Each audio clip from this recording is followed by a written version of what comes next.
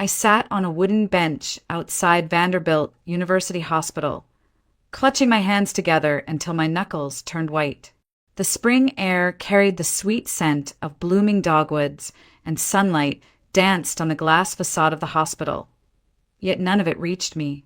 My husband, Daniel Carter, was lying in the intensive care unit behind those walls, fighting for his life against an enemy we never saw coming.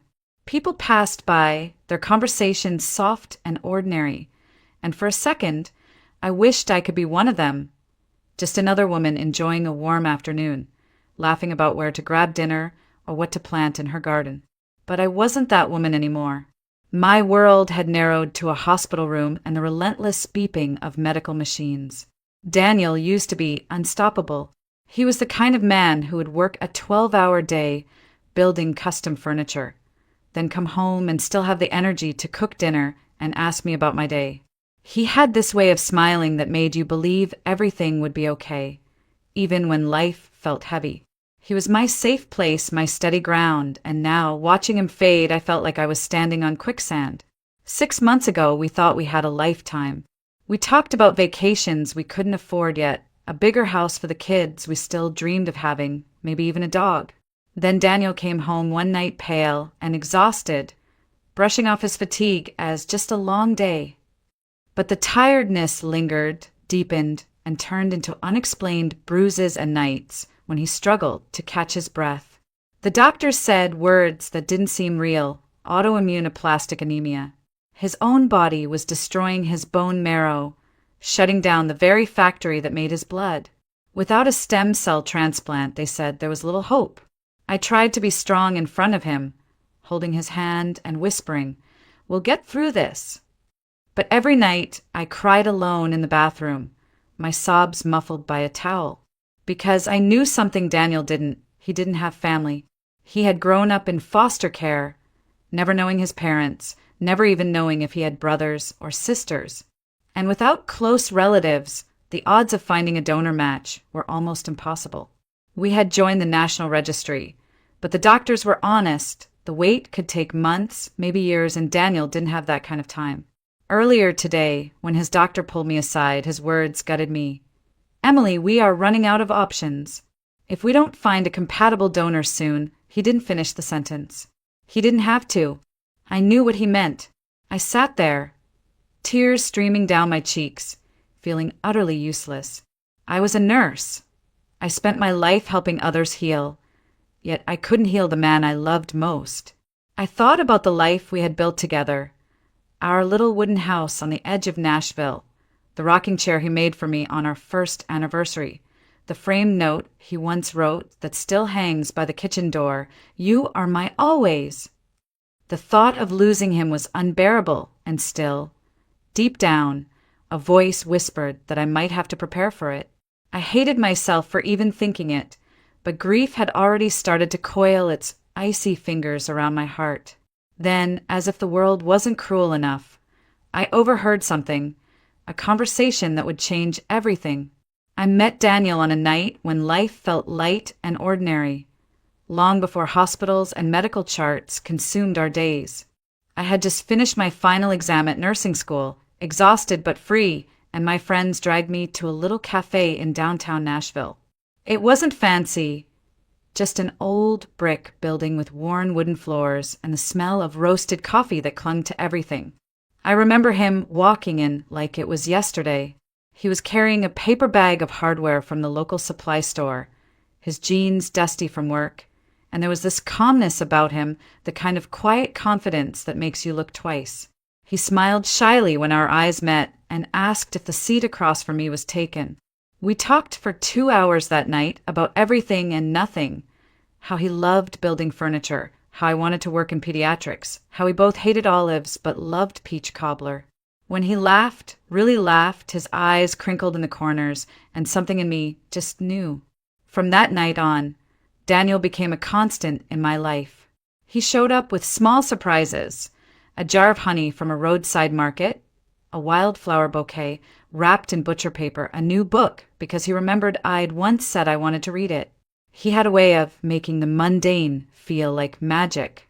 2 years later, we were standing under an old oak tree, saying our vows in front of family and friends. I wore my mother's pearl earrings, and Daniel cried openly when he saw me walking down the aisle. He wasn't the type of man who tried to hide emotion. He believed in showing love fully without hesitation. We moved into a small wooden house on the edge of town. A fixer-upper Daniel insisted he could handle himself. And he did. He spent weekends sanding floors, building shelves, and even crafted a rocking chair for me as an anniversary gift. That chair still sits on our porch, a silent witness to countless evenings of us rocking side by side, watching fireflies dance in the Tennessee twilight. Life felt full, even if it wasn't perfect. The only thing missing was children. We started trying soon after the wedding, expecting it to happen easily, like it seemed to for everyone else around us. But month after month, nothing changed. Doctors said my body wasn't cooperating, that I might never conceive naturally. We tried treatments, hormone shots, endless appointments, and eventually IVF. The first attempt failed. So did the second. With each negative test, I felt a little more broken, as if my body had betrayed both me and him. But Daniel, he never once blamed me. He would hold me on those nights when I cried until my head ached, whispering, "Emily, this doesn't change how much I love you." He even suggested adoption, talking excitedly about how many children needed homes, how we could still have a family. I wanted to be happy with that idea, I really did, but part of me still longed to see a child with his blue eyes and that crooked half-smile he wore when he was trying not to laugh. One day, after another failed cycle, I collapsed in his arms, apologizing through tears, saying, "You deserve a wife who can give you a family." He gently tilted my chin so I would meet his eyes and said, "Emily, I didn't marry you for children. I married you for you. You are my family." That was Daniel, steadfast, kind, and selfless. He could have been angry, resentful, even distant. Instead, he chose love every single time. Looking back now, I realize how those struggles prepared us for what was coming.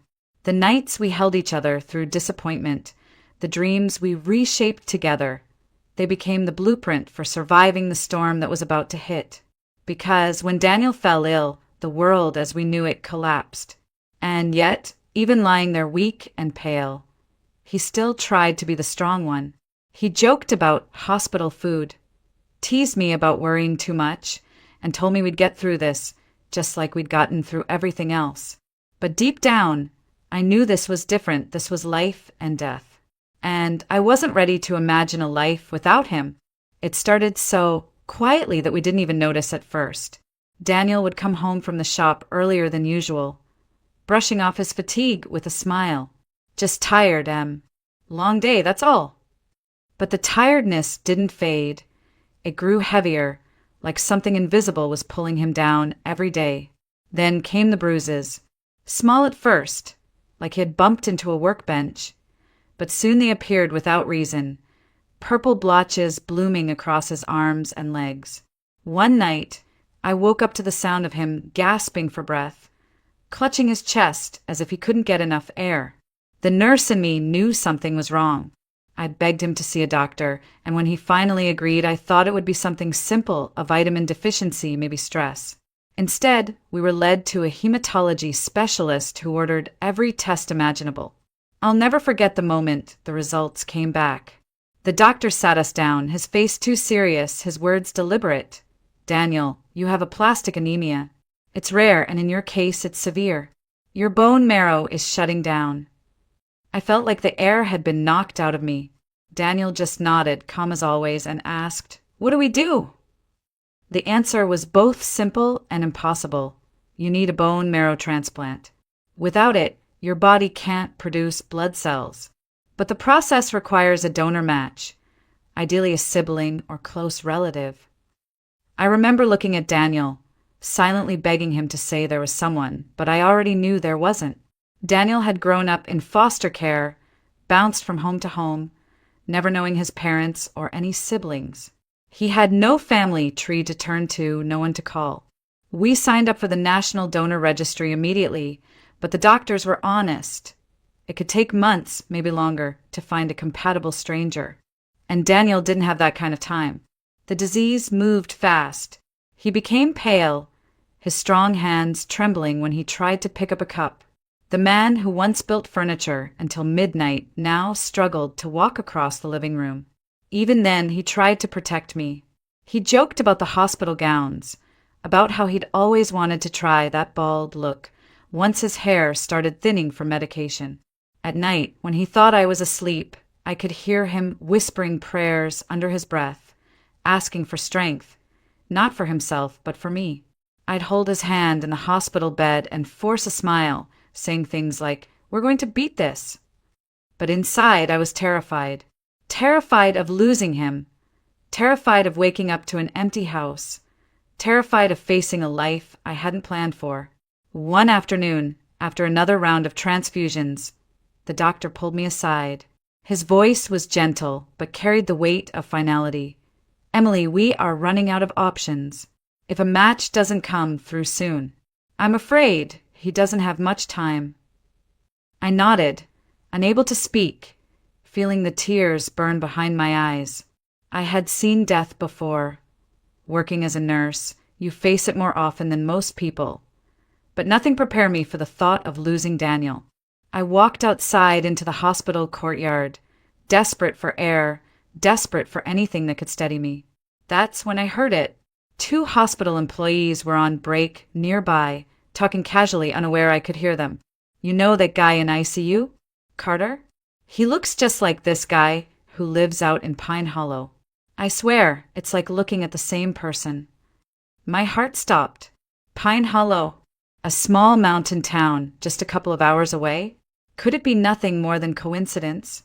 Or could it mean Daniel had family out there, someone who might be a match? For the first time in weeks, I felt something I hadn't dared to feel. Hope. Fragile, trembling hope, but hope nonetheless. I stood frozen in the courtyard, their words echoing in my ears. "He looks just like this guy who lives out in Pine Hollow." Pine Hollow was a small mountain town, about a 2-hour drive east of Nashville. I had only been there once during nursing school for a community outreach program. It was the kind of place where life slowed down, where people still waved at strangers passing by. Could it be a coincidence? People resembled each other all the time, but something inside me whispered otherwise. Daniel had grown up in foster care, abandoned at birth with no information about his family. He had spent years wondering if there was someone out there with his same eyes, his same crooked smile, someone who might actually share his blood. I remembered the time he almost tried to find his biological parents. We were sitting on our porch one summer night when he admitted, "Sometimes I think about looking for them, but what if they didn't want me then? Why would they want me now?" His voice had carried a quiet ache when I didn't know how to soothe. So he buried the thought, focused on building a life with me, choosing to believe that family was what you built, not what you were born into. But now, family wasn't just an abstract idea. It could mean the difference between life and death. That night, I barely slept. I sat at Daniel's bedside, holding his hand while the machines hummed softly. His skin was pale, his breathing shallow but steady. I whispered, "I'm going to fix this, Danny. I don't care what it takes." The next morning, I marched into work and filed for emergency leave. My boss, bless her heart, didn't ask many questions. She knew Daniel's situation and just hugged me before signing the form. I packed a bag, my heart pounding with a mix of dread and determination. I didn't even know the man's name, only that he lived in Pine Hollow and apparently looked like my husband. I had no plan, just a single picture of Daniel on my phone and a fragile thread of hope. Before leaving, I went to Daniel's room. He was awake, smiling faintly when he saw me. "You look like you're about to take on the world," he teased, his voice weak but warm. I kissed his forehead and whispered, "I might be." He tried to ask more, but I stopped him. "Don't worry about it, okay? Just rest. I'll be back before you know it." I wanted to tell him everything, about Pine Hollow, about the man who might be his family, but I couldn't risk giving him hope only to break it if it turned out to be nothing. The drive out of Nashville felt surreal. The highway gave way to winding country roads, fields of early spring wildflowers, and eventually the rolling hills of Pine Hollow. As I crossed the old wooden bridge leading into town, I whispered a silent prayer. Please let this be real. Let there be someone out there who can save him. I parked near a small general store and stepped out, clutching my phone tightly. The people here moved at a different pace. Farmers loading feed sacks, an elderly woman sweeping her porch, kids riding bicycles on dusty streets. Every face I saw, I studied carefully, searching for some trace of Daniel's sharp jawline, his eyes, anything. I stopped at the general store and approached the clerk, a man in his 50s with kind eyes. Excuse me, I'm looking for someone. I don't know his name, but people say he looks like this. I showed him Daniel's photo. The man's eyes widened immediately. You're probably talking about Luke Henderson. Lives out by the cornfields on County Road 6. Yeah, he does look like that. My heart skipped. Could you give me directions? He did, and I thanked him before heading back to my car. My hands trembled on the steering wheel as I drove toward what might be the answer to every desperate prayer I'd whispered in the past few months. I didn't know if this Luke Henderson was actually related to Daniel, but I knew one thing for sure. I was about to find out. The road to County Road 6 was little more than a stretch of cracked pavement winding through tall pines and open fields. A soft drizzle began to fall, the kind that seemed to hang in the air like a fine mist, clinging to my windshield and blurring the edges of the horizon. I slowed as I spotted the mailbox with faded white letters. Henderson. The house behind it was old, weathered, and surrounded by a field of corn stubble and muddy tire tracks. A rusted swing creaked in the wind, and somewhere in the distance, a dog barked. For a moment, I sat in the car, gripping the steering wheel, my pulse thudding in my ears. What if I was wrong? What if I was about to knock on a stranger's door and make a fool of myself? But then I thought of Daniel, his frail hand clutching mine, his smile trying to hide the fear in his eyes, and I stepped out of the car. The wooden steps groaned as I climbed them. I knocked, lightly at first, then harder when no one answered. After a moment, the door creaked open.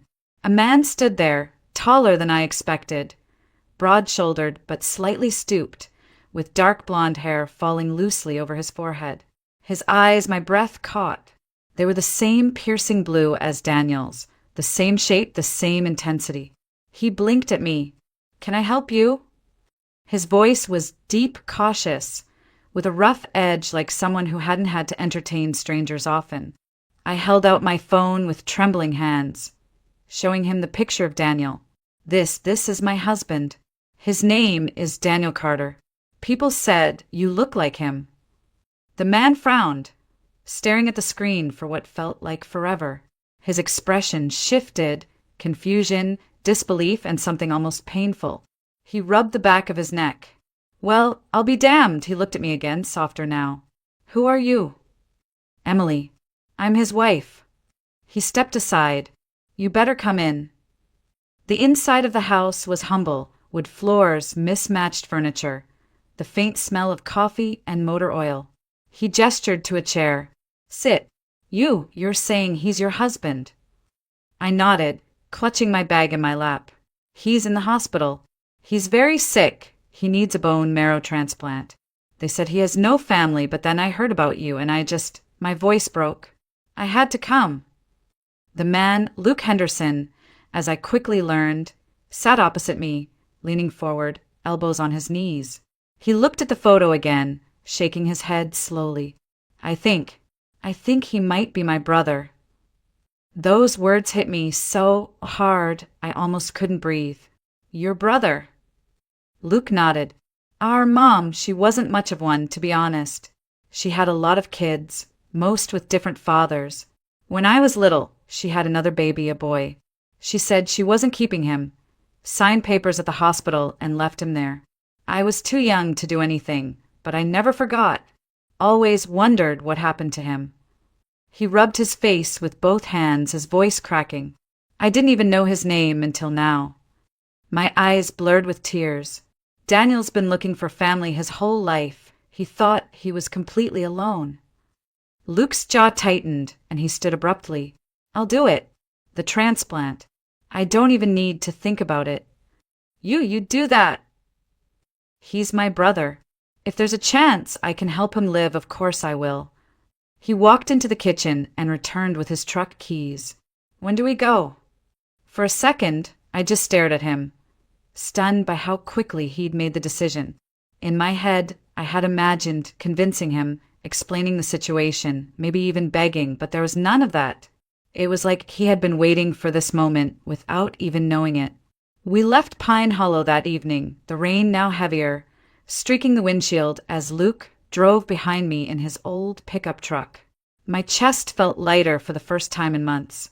There was still fear, there was always fear, but now there was also something else. Hope that felt solid, like ground under my feet. When we arrived at Vanderbilt University Hospital, I led Luke through the sterile white halls to Daniel's room. Daniel was awake, propped up by pillows, his skin pale, but his eyes brightening when he saw me, then narrowing in confusion when they shifted to Luke. For a long moment, no one said a word. Daniel's mouth opened slightly, like he was staring at a ghost. Luke stepped forward, emotion thick in his voice. I think I'm your brother. Daniel blinked, tears welling instantly. My brother. I stood there, watching two men, strangers a day ago, brothers by blood, lock eyes as if recognizing something only they could feel. Daniel reached out a shaking hand, and Luke took it firmly.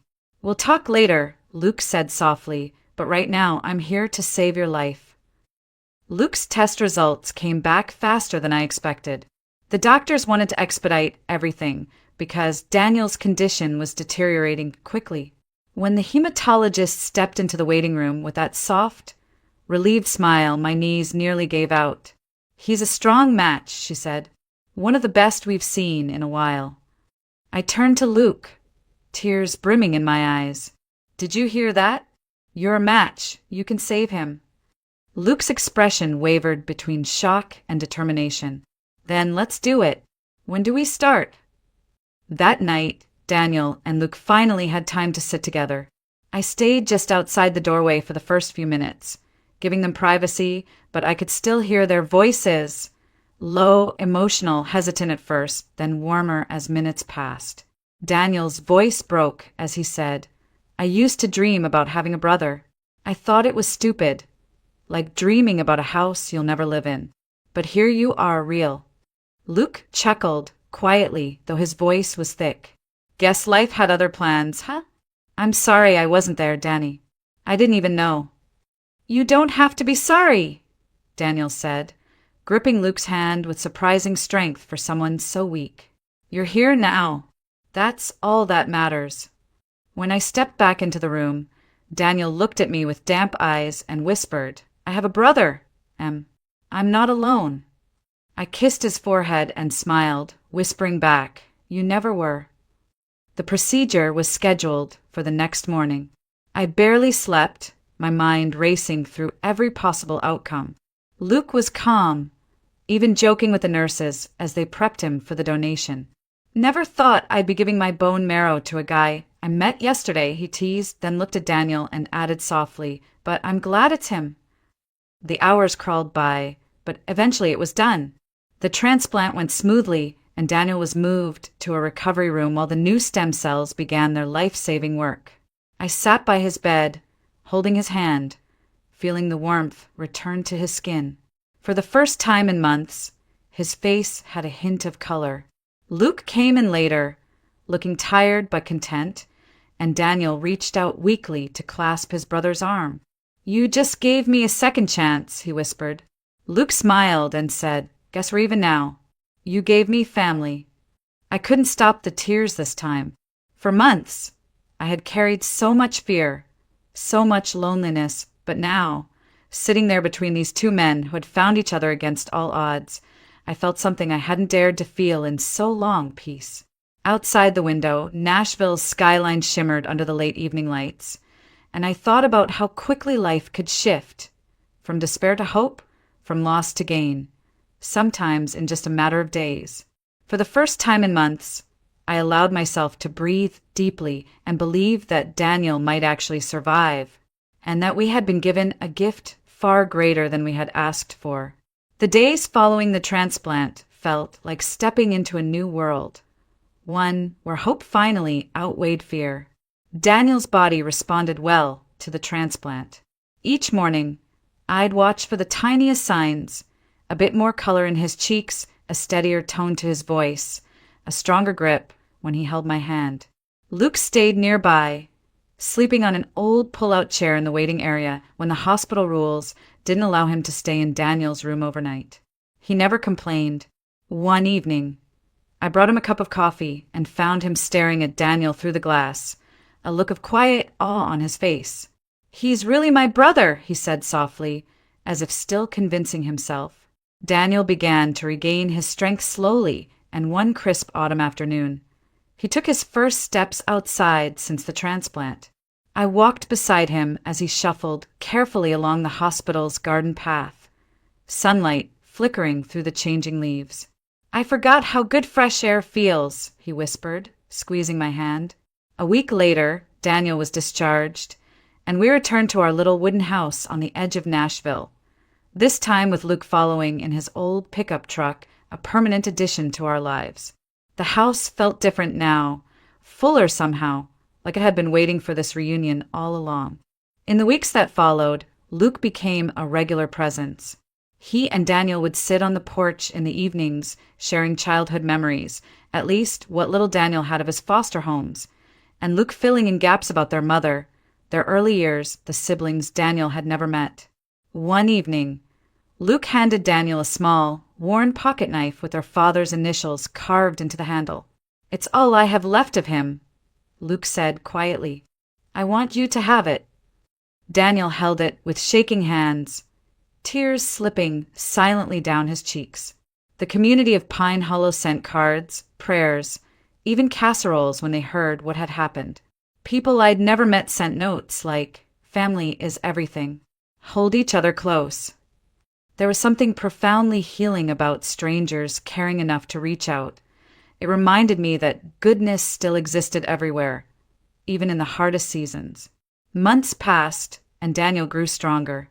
His hair began to thicken again, his laugh returned, and he started building furniture in the garage. Slower than before, but with that same spark of creativity he'd always had. One evening, he pulled me outside to the porch where a brand new rocking chair sat, crafted with careful precision. "For you," he said simply. I sat down and felt tears blur my vision as I rocked gently, the chair creaking with a familiar warmth. We also welcomed Luke into our traditions. Sunday dinners became a staple, filled with laughter and quiet gratitude. Sometimes I'd catch Daniel and Luke looking at each other with these half smiles, like they still couldn't quite believe they'd found each other. One particularly golden autumn evening, Daniel and I walked along a tree-lined road near Pine Hollow, hand in hand, watching leaves swirl in the breeze. Luke was ahead of us, laughing as he carried his young niece, his best friend's daughter, on his shoulders. Daniel squeezed my hand gently. "You know," he said, "I used to think being an orphan meant I'd always be alone. But I was wrong. I have you, and now I have him too." I looked at him, feeling the truth of those words settle deep in my chest. "Family isn't always about blood, Danny," I whispered. "But sometimes it is, and it's beautiful." That night, as we sat around a small bonfire behind Luke's house, the flames casting soft glows on everyone's faces, I felt something I hadn't in so long. A calm certainty that we were going to be okay. Life had broken us down, yes, but it had also put us back together in ways we never expected. I rested my head on Daniel's shoulder, listening to Luke telling a story about their childhood neighborhood, and thought to myself, this is it. This is what healing feels like. Our story had begun in despair, but it didn't end there. It ended with family, with second chances, with a brother found and a life renewed. And as I closed my eyes, the crackle of the fire and Daniel's warm hand in mine, I realized something powerful. Sometimes life gives you exactly what you need just when you're about to lose hope.